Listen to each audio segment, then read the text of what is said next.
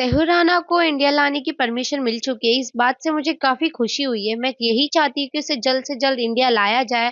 उससे काफ़ी चीज़ें की बातें हमें पता चलेगा 26/11 के टाइम उनकी क्या प्लानिंग थी, कैसे ये च सारी चीज़ें हुई और क्यों हुई, असली मकसद उनका क्या था, ये सारी चीज़ें हमें जानने मिलेगा।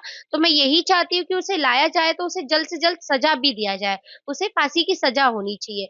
उससे जो इन्फॉर्मेशन हमें मिले वो सारे हम कलेक्ट करके और उसके खिलाफ कोई बड़ी सजा लिया जाए। जी, सरकार के लिए भी और लोगों के लिए और जो पीड़ित है 26/11 के जिन लोगों के घर में जो हादसा हुआ है, आज मुझे गोली लगी है, आज मेरी फैमिली में जो तकलीफ हुई है और भी लोगों की फैमिली में हुई है, जो ऑफिसर शहीद हुए हैं, उन लोगों को पूरा इंसाफ तभी मिलेगा।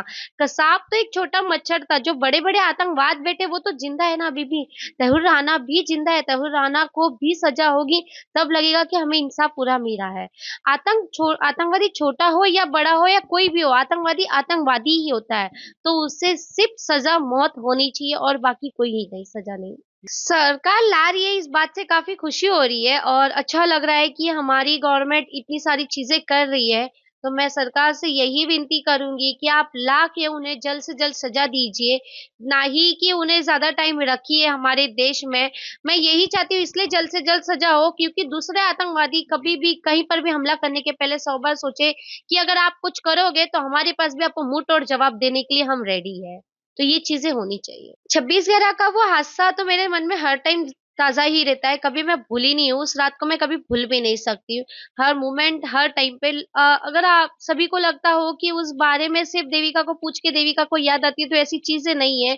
आज मेरे पैर में निशान है, वो गोली का दर्द है, मेरी फैमिली ने इतनी सारी तकलीफें देखी है, तो वो उठते बैठते हर सेकंड वो चीजें मेरे जहन में है। उस टाइम मैं पूना जाने वाली थी मेरे बड़े भाई को मिलने, मेरे पापा मेरे भाई के साथ।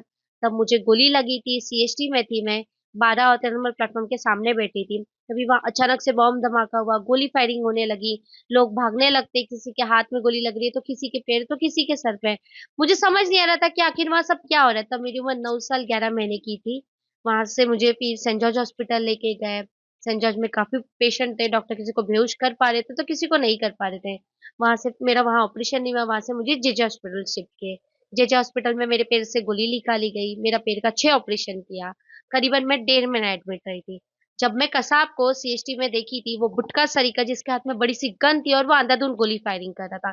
मेरे पापा ने दोनों आतंकवादी को देखा था, कसाब और अब्दुल इस्माइल को। फिर 10 जून 2009 को मैं और मेरे पापा ने जाके कोर्ट में आइडेंटिफाई किए थे। स्ट्रगल तो बहुत हुआ, इन 16 सालों में हमने बहुत तकलीफें देखी है, कई लोगों के 2 फेस देखे, काफ़ी लोगों ने बड़ी-बड़ी बातें भी की है, बट किया तो कुछ नहीं है। तो ये चीज़ें भी हमने देखी है और आगे का सपना तो मेरा ये है कि मैं एक ऑफ़िसर बनूँगी। अगर मैं ऑफ़िसर नहीं बनी, तो मैं अपने देश के लिए कुछ ना कुछ ऐसी ही चीज़ करूँगी जिससे मैं कुछ कर पाऊँ अपने देश के लिए, मैं उसी फ़ील्ड में ही जाना चाहती हूँ। मैं लोगों का नहीं जानती कि सरकार ने किस-किस को क्या वादे किए थे, बट मैं मेरा एक बता सकती हूँ कि मुझे कुछ वादे किए गए थे, तो कुछ वादे पूरे हुए हैं और कुछ वादे नहीं हुए। बट वादे जो भी मेरे पूरे हुए हैं, तो उसके लिए मुझे लड़ना पड़ा है, बिना लड़े मेरी वादे भी पूरे नहीं हुए थे। तो अगर मुझे कुछ भी चीज़ सरकार से मिली है, तो उसके लिए मुझे खुद से फाइट करना पड़ा, जब जाके वो मुझे मिली है। हाँ, तो मैं उस चीज़ की सरकार से एक धन्यवाद ज़रूर कहना चाहूँगी कि आपने मेरा साथ दिया, पर हमेशा देते रहिए और मुझे कहीं लगेगा कि जिस चीज़ की मुझे ज़रूरत है आपकी, तो मैं आपके पास ज़रूर आती हूँ। जी, जब भी मुझे कोर्ट बुलाएँगे, जहाँ भी बुलाएँगे, मैं जाने के लिए तैयार हूँ। आतंकवाद के खिलाफ लड़ने से मैं कभी डरी नहीं और ना ही कभी डरूँगी और ना ही पीछे हटूँगी। मेरा सवाल यही है कि तहूर राना को लाया जाएगा, इस बात से तो काफ़ी टाइमों से मैं सुन रही हूँ कि तहूर राना को लाया जाएगा, बट कब लाएँगे? ये चीज़ का अब तक डिक्लेयर नहीं हुआ है। अब भी यही बात हुई है कि उसे लाने की परमिशन दी गई है, बट लाने कब वाले, ये चीज़ हमें किसी को भी नहीं पता। तो उसे जल्द से जल्द लाया जाए और उसे भी सज़ा फांसी की हो, ना ही कि उसके पीछे ज़्यादा टाइम जाए, उसको ला के हमारे इंडिया में काफ़ी साल तक रखा जाए, तो ऐसी चीज़ें नहीं होनी चाहिए। जल्द से जल्द उसे इन्फॉर्मेशन निकाल के उसे भी सज़ा मौत होनी चाहिए। जी, मैं कोर्ट के फैसले का काफ़ी स्वागत करती हूँ, मुझे खुशी है इस बात से कि उसे लाने की परमिशन मिल चुकी है, ये हमारे लिए बहुत बड़ी जीत है।